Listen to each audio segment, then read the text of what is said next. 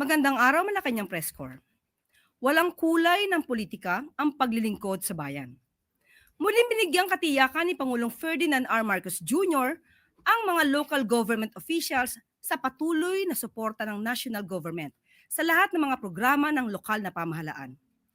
Anuman ang kanilang political colors, dahil sa Pangulo, aksyon ang kailangan at di pamumulitika.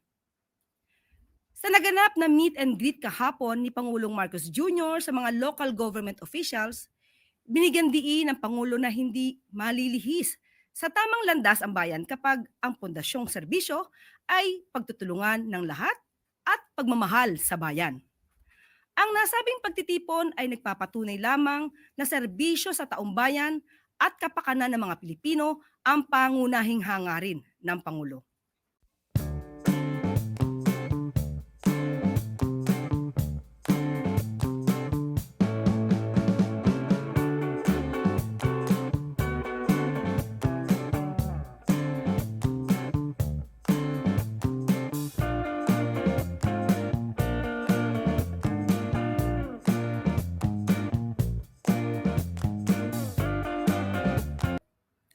Transparency and accountability isinusulong sa gobyerno. Pinuri ni Budget Secretary Nina Pangandaman ang hakbang ng DILG na pagtibayin ang open and participatory governance sa mga LGU sa pamamagitan ng kanilang nilabas na Memorandum Circular Number 25 or 2025-065. Nilalayon ng nasabing memorandum na palakasin ang epekto ng open governance values sa mga LGU at maging ehemplo sila sa pagsusulong ng mga reforma na ikabubuti ng kanilang komunidad. Ayon sa kalihim, mahalaga ang kooperasyon ng mga LGU dahil sila ang mismong makakahikayat sa kanilang mga nasasakupan na makilahok sa mga programa ng gobyerno at makamit ang ninanais na pagbabago. Dagdag pa ng kalihim, isa itong hakbang upang masiguro na lahat ng serbisyo ng pamahalaan ay makakarating sa mga mamamayan, sa city o barangay level man. Mas mabilis, mas maayos, at mas kapaki-pakinabang na serbisyo para sa mga Pilipino. Ito ang gustong makita ni Pangulong Ferdinand R. Marcos Jr. sa lahat ng level ng gobyerno.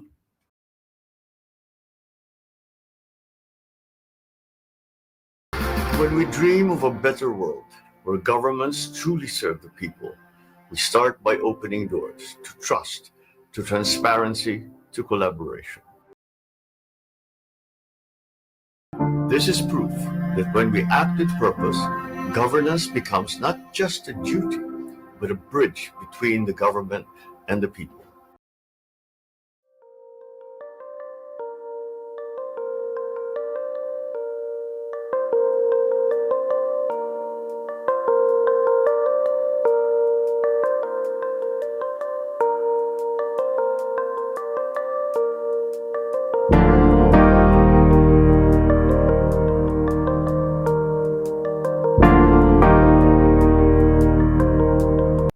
Ngayong umaga ay makakasama natin si Migrant Workers Secretary Hans Leo Cacda upang magbigay ng update sa mga Pilipinong tripulante na naipit sa gulo sa Red Sea.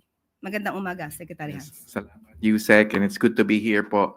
Unang-una, ang update natin is, of course, yung standing directive ng ating mahal na Pangulo na gawin ng lahat para magbigyan ng ganap na proteksyon ang ating mga OFWs at lalo ng ating mga marinong Pilipino at ang kanilang mga pamilya. So, bunsod nito, yung update natin sa dalawang barko na inatake sa Red Sea ng mga Houthis. At yung una ay nung linggo, inatake yung MV Magic Seas at ligtas ang 17 tripulante ng MV Magic Seas at they are slated to come home tomorrow, July 11. So we can just provide yung necessary flight details nito kung gusto ninyong at least ma-update dito sa kanilang pag-uwi sa airport. Pangalawa, and then of course, we will provide the necessary, as directed by the President, the necessary whole of government assistance sa mga nanumbalik na tripulante ng MV Magic Seas. Pangalawa, itong MV Eternity Sea na inatake nung tumatawid ang huling oras ng July 7 until the early hours, midnight ng July 8. At ito ay isang barko, ang MV Eternity Sea, isang barko, bulk carrier na galing sa Egypt at nagpatuloy sa Berbera, Somalia, at patuloy sana at nag-unload ng kanyang cargo doon sa Berbera, Somalia, at patuloy sana sa Jeddah, Saudi Arabia, at papunta sa Jeddah, Saudi Arabia sa bandang kanluran ng Hodeidah, Yemen, 50 nautical miles, ay nagkaroon ng attack ang mga Houthi forces doon sa barko. Reported na may mga iba't ibang armas, merong missile na tumama sa barko, merong mga rocket-propelled grenades na hawak ang mga Houthis, at may mga skiffs, nakasakay sila sa mga skiffs o mga maliliit na barko, at pinaligiran yung MV Eternity Sea. Kahapon ng umaga ay nagkaroon tayo ng pagpupulong together with the families, kasi ang number one directive ng Pangulo sa DMW ay gawin ng lahat para mabigyan ng tulong, proteksyon, take care of the families, ang sabi ng ating Pangulo. Kaya't kahapon, it was the second meeting actually with the families. Nagpulong na kami the day before. But kahapon ay ng umaga, nakipagpulong kami together with the manning agency at the ship owner. At ng umaga ng mga alas 8 hanggang alas 9, nalaman natin na may rescue efforts underway. Ngayon, nung bandang, so binigyan daan namin ang rescue efforts, no? Bigyan ng puwang, bigyan ng panahon para maisagawa ito. Nung bandang lagpas ng tanghali ay nakatanggap na kami ng ulat na lumubog yung barko ng MV Eternity Sea.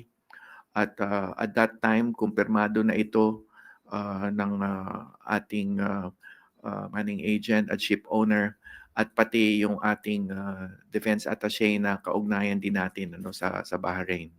Yung defense attaché naman natin sa Bahrain na kaugnay sa United Kingdom Maritime Trade Organization or UKMTO. At kumpirmado ang paglubog gawa ng matinding tama nito sa barko. Tinamaan ng engine room at ang bridge at ang communications ng barko, kaya't nahirapan talaga tayo. Walang komunikasyon with the crew on board throughout this time, no? Throughout the time na nandun sila, nalaman natin na inatake sila until ito nga yung rescue mission na isinagawa. At ang nadatnan ng rescue team doon ay merong 5 tripulante in the water, kaya't sila ay naligtas. Ngayon, ang MV Eternity Sea has 22 seafarers, 21 Filipino seafarers with the captain, no? So 21 lahat, ang kapitan ay Pinoy, at yung isa ay foreign national. So 22. Ngayon, with the rescue of the 5 ay 16. 16 sa ngayon. Ang inaantabayanan pa rin natin kung ano ang kinaratnan. Meron pa ring search operation as far as we know, at patuloy ang paghahanap sa kanila. Bukod sa 5, merong isang nahanap na Indian Armed Guard. So 6, 5 Filipino seafarers and 1 Indian Armed Guard. At yung 5 na sagip na tripulante ay papunta ngayon sa isang destinasyon na hindi ko babanggitin for security reasons. Hindi ko rin babanggitin kung paano sila makakarating doon at gaano katagal. Again, for security reasons, pagpasensyahan nyo na. But rest assured, once there will be an opportunity to get in touch with them, we will, of course, do all we can to provide the necessary assistance. And starting with medical and physical and mental health assistance that we could provide to them. And of course, to find out some details about what happened, particularly yung kinaratnan nung 16 at yung mga napapaulat sa international media na 4 na nasawi. Sa ngayon, meron kaming impormasyon ng 3 nasawi through the UK MTO. Pero again, this too is subject to confirmation. Kaya't mahalagang makausap namin ang mga 5 tripulante. Pero syempre, bibigyan pa natin na sila ng espasyo o puwang. No? Ayaw naman natin silang madaliin o biglang questionin ng mga detalye. So when they arrive at their destination, we will make sure that they go through the necessary protocols, medical protocols, and of course, time to rest and give them the adequate basic needs before we ask them. So there will be give and take some adequate time that is necessary bago natin sila makadaupalad at makausap. Lastly, already commenced our personal visits to the families. We know them to the extent that we know their personal circumstances, and we have engaged them in communications. And as of last night, we have started our personal visits to each of the families and have assured them of the President's directive to take care of them at gawin ng lahat hanggang sa makatulong kami ng ganap sa kanila. So that's it. Thank you, Secretary Hans. We can now take questions. Tristan Nodalo, Newswatch Plus. Hi sir, good morning po. Sir, yung bali po sa 5 yung na-rescue, 16 yung unaccounted for, pero 3 po, may reported na 3 na fatality. Pero hindi pa po. Kino-confirm pa natin ito. It is just the information that we know from the UK MTO through our defense attaché. Sino sir ang nakikipagtulungan sa Pilipinas, or at least have we tapped any other country to help us in the search and rescue operations dito po sa mga seafarer?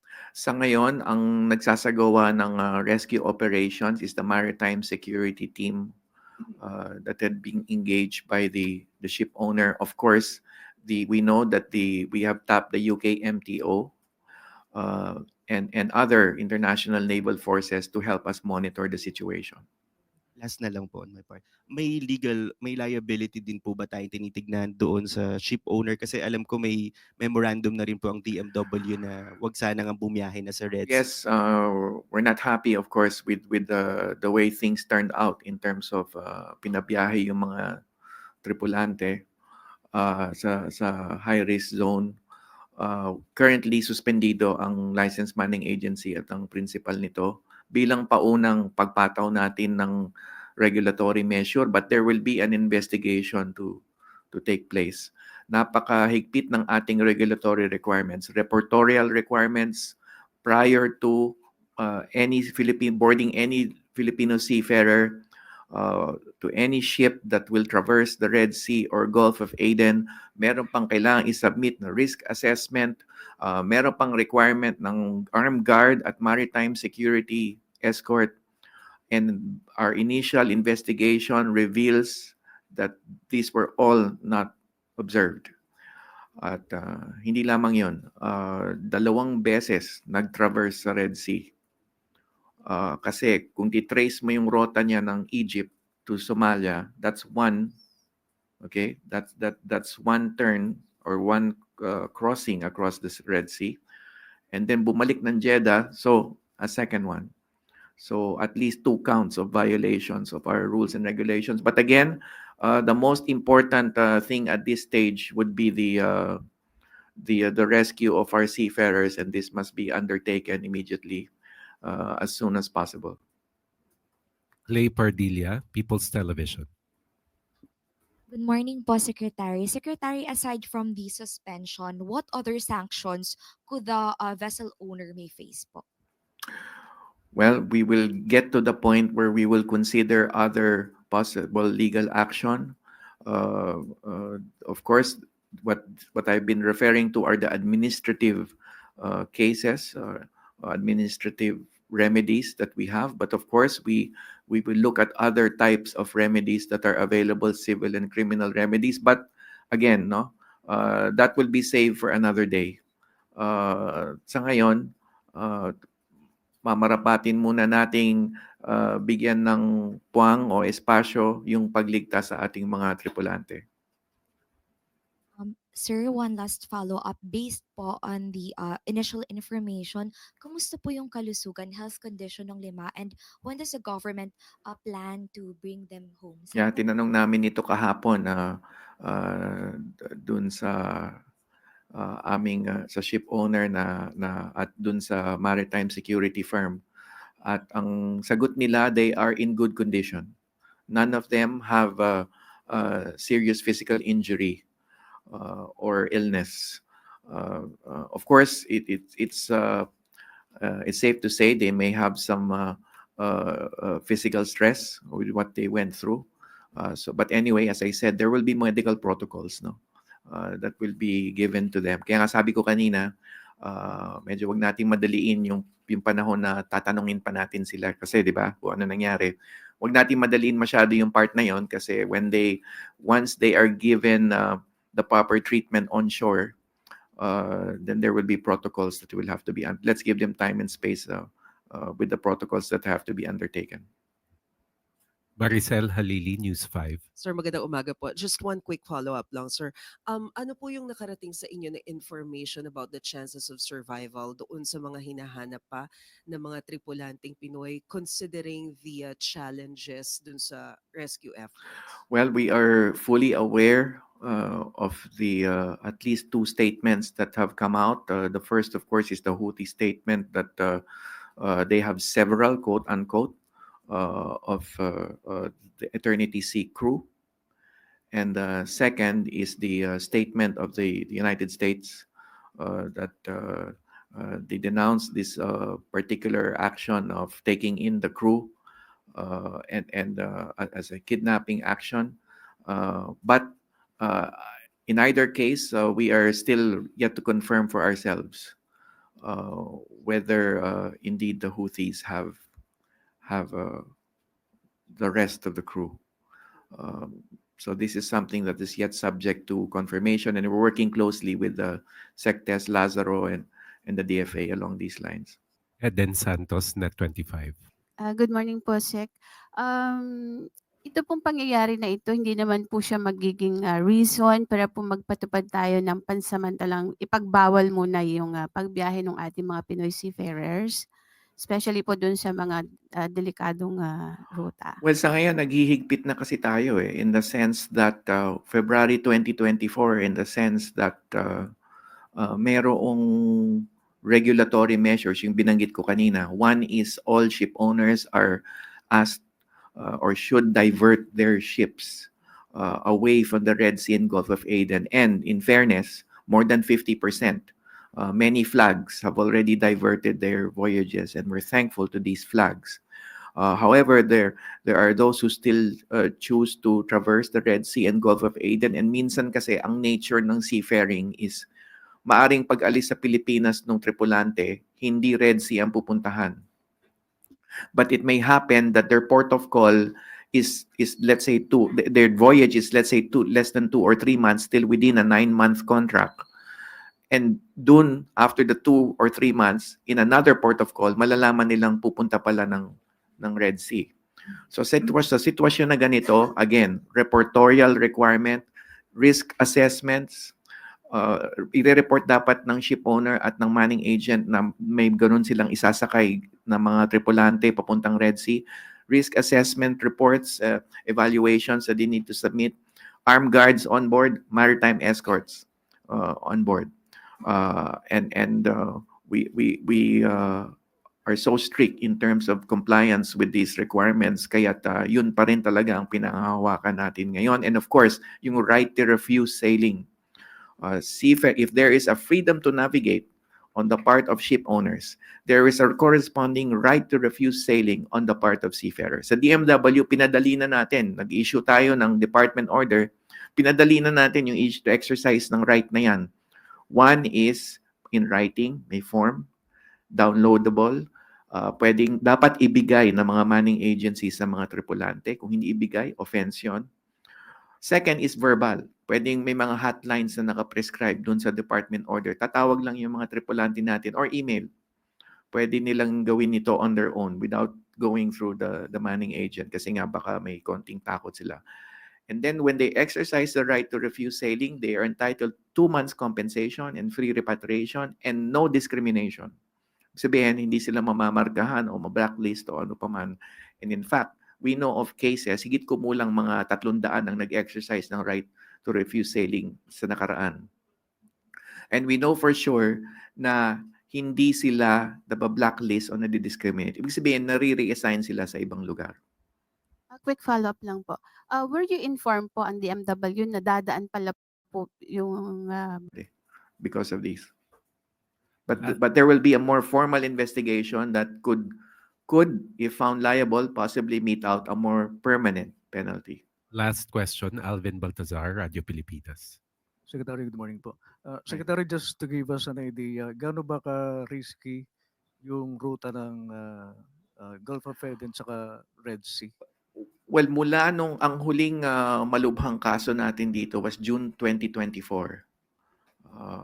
We have had, of course, the 17 hostage seafarers na nakalaya nung early this year, nung Enero. But that case began with an abduction in November 2023. We have had another set of serious cases, 4 ang nasawi. June 2024 was the last serious case. And we have not seen any harm inflicted upon our seafarers since that time. So I could very well say that the regulatory measures were working up to the point of these two. We have observed na we are at least seeking the help of political and security experts, DFA and the DND, as to analyze or tell us kung gaano kaiba o kalabha itong bagong metodo ng pag-atake. Of course, we know na may mga skiffs, may mga RPGs, may ballistic missiles, but we want to know the intensity and the tenor of the Houthi side with respect to these particular attacks. The reason why I'm bringing this out is because magiging related yan sa pagpataw natin ng mas mahigpit pang measures. So we will have to discuss this over with DFA and DND. Secretary, one last question on my part. Sabi nyo, may directive si Pangulong Marcos na ibigay yung assistance doon sa mga pamilya. Specifically, ano yung mga form of assistance na Well, sa ngayon, the most important and immediate from them, at least yung kanilang sinasabi sa amin, is yung rescue, yung safety, understandably, di ba? At this stage, yung safety and kanilang pag-rescue would be first and foremost. There will be a proper time to provide all the necessary, at nasabi na rin namin sa kanila to, there will be a proper time to provide all the necessary assistance that we can provide. Financial, humanitarian assistance, medical and psychosocial counseling, and other forms of assistance that we provide through the whole of government interagency effort na inatasan ng Pangulo, DOH, DSWD, TESDA, and of course the DFA is there.